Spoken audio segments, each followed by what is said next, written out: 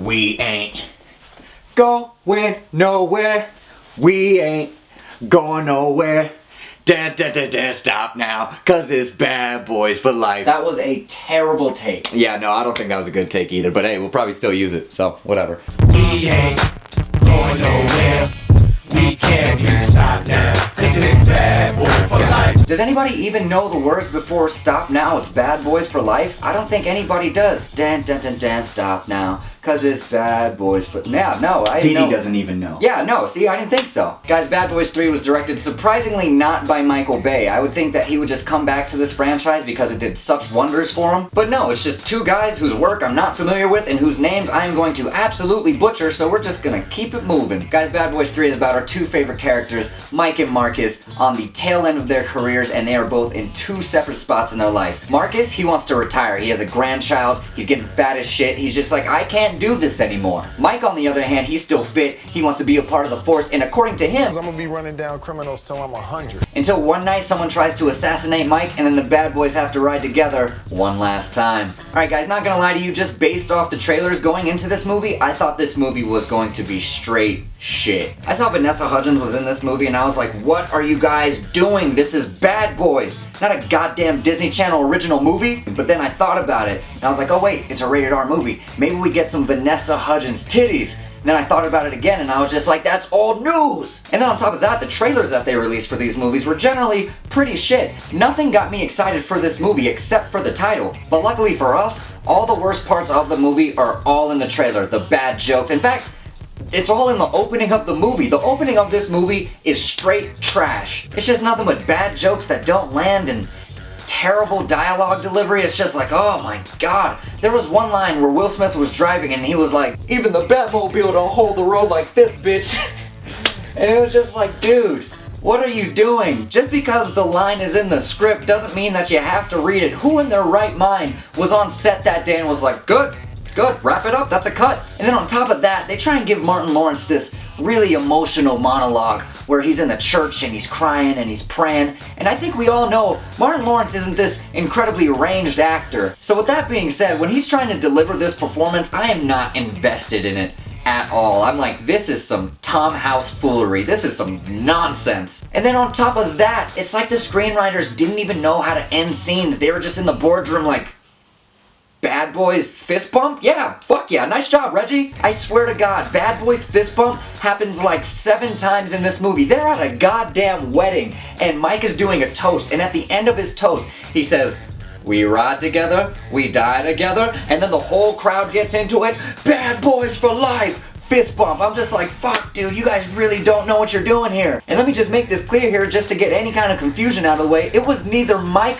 or Marcus's wedding. Who are you doing this toast for? Because it for damn sure isn't for the bride. But with all that being said, this is a Bad Boys movie. We don't come to Bad Boys movies to see Oscar-nominated screenwriting or Oscar-nominated acting. No, we come to Bad Boys to watch our favorite 90s sitcom stars bust some ass. And they definitely delivered on that front this time around. And speaking of that, could you imagine the hype for Bad Boys 1 before it came out? You got the Fresh Prince and Martin to be in an R-rated buddy cop movie. Oh my god, shit was probably lit as fuck. What I like about this one that I don't think the other two did as well is that there's actually stakes in this movie. There's actually consequences where if they fail, then the consequences are dire. Whereas Bad Boys 1 and 2 are kind of just fun buddy cop movies, which is fine, you know, that's what the franchise is built off of, but it leaves rooms for scenes where they find drugs and dead bodies and they're like, oh, search the titties. Does that make sense? Like, we still get the things we love about Bad Boys inside of this movie. It's just that the story is grounded a little bit more and the action is definitely grounded a little bit more. Not to say that the action is any less than what Bad Boys 1 and 2 were. The action is still the shit in this movie, but it's just more real. Overall, guys, Bad Boys 3 is surprisingly really good. I'm not gonna go as far as saying Will Smith is back, but this is the Will Smith I love. This is the Will Smith I need. None of that Gemini Man bullshit. God damn, that movie was trash. Absolutely terrible. I'm like, Will, come on! Guys, Bad Boys 3 is definitely a movie I'll be buying on Blu-ray, and it's definitely a movie you should go check out in the theaters this weekend. And actually, I went to go see another movie this last Tuesday, so let's just do a review for it. Fuck it. That's the attitude. Yeah, right?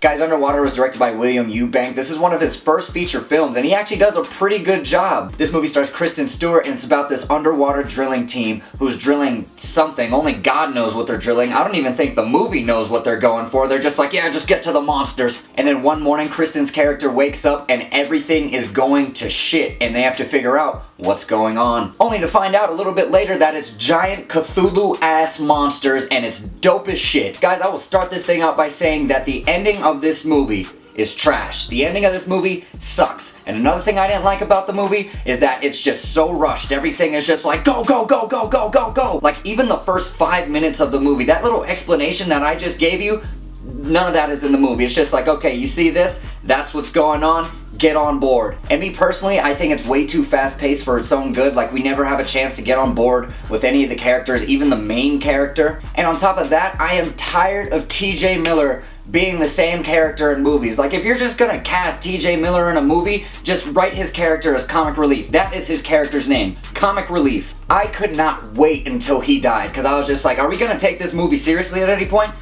At any point, are we gonna take this seriously? Because every time some serious shit happens, here comes TJ Miller to make a joke and just kill the moment. But aside from those things, this movie's kind of lit, man. It kind of takes a second before the monsters show up, but boy, when those monsters show up, this movie takes a major step up. Oh my god. There's a couple points in this movie where they have to walk on the sea floor and it's nothing but pitch black. You can't see a damn thing. But way back in the distance, you just see two beady eyes just looking, and then they're moving, and then there's more beady eyes, and shit is tense as fuck. There was literally a point in the movie where I had my knees up in the chair like a goddamn 12-year-old girl, just like, oh shit. Guys, these underwater scenes are a masterclass in horror filmmaking because they do such a good job of making you feel alone and isolated and claustrophobic. And then you have Kristen Stewart giving a really good performance. She's all panicky and shaky and shit, and it sells the entire movie. And on top of that, the movie is only an hour and a half long. Some people might look at that as a bad thing, unless it's an animated movie. But me,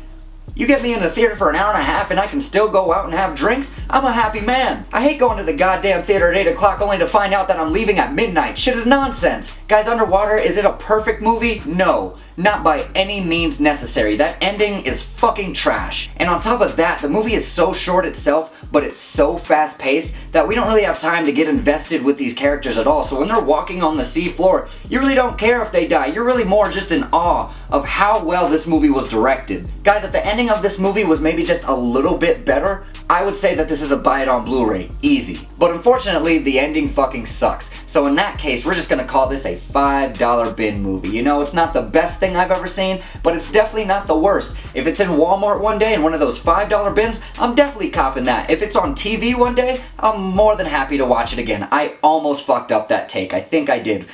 We're probably still gonna use it. And that's it, guys. Tomorrow I'll be dropping a Joker review thanks to the homie TJ Ballas. He requested it. And then next weekend I will be doing a Star Wars review thanks to a request from the homie Chris Turner. So stay tuned for that. I'm pretty sure it's a slow movie week this week, so if you have any movies you want reviewed, I am running out of breath. Drop it down in the comments. Like, comment, subscribe, do all the shits, and thanks for watching. Bye. I didn't get up. Shit. Bad boys, what you gonna do? What you gonna do when they come for you?